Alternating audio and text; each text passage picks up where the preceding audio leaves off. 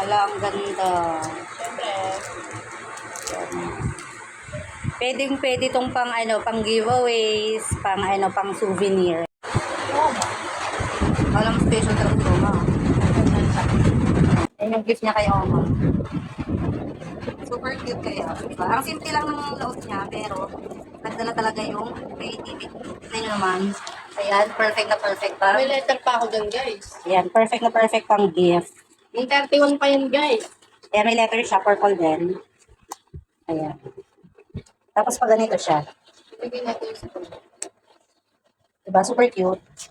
Ito yan yung mga flower clip. Flower hair clip.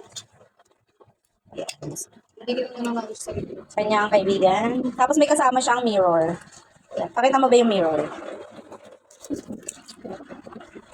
Mukha niya. Mukha mo daw yan, Oma. Ma-appreciate niya yan kasi may lips na mga ganito. Sino hindi makaka-appreciate? Ang ganda ng ng hair clip na yan. Galit eh. Tapos ayan, may letter siya. Mapa yung letter. Lagay mo na yung letter mo, ang tagal mo. Paano ko ilalagay? Ayan, ganyan mo na lang. Yung simplihan mo na lang kasi. Pwede naman simple lang eh. Tapos, di ba meron kang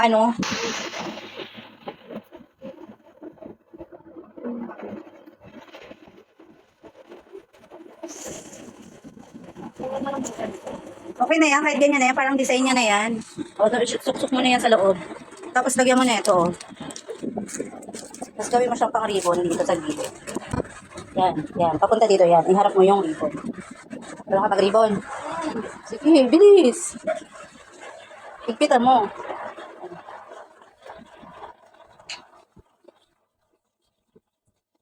Yan, ayan na yung finished product.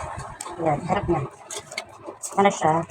Ay, ganun mo kasi ikaw yung magbibigay. Yan, para kanina yan. Ay, super Kaya cute. Oma, be, kaya Oma. Grabe, super cute naman yan. Yan, ayan siya. Wala, ang ganda.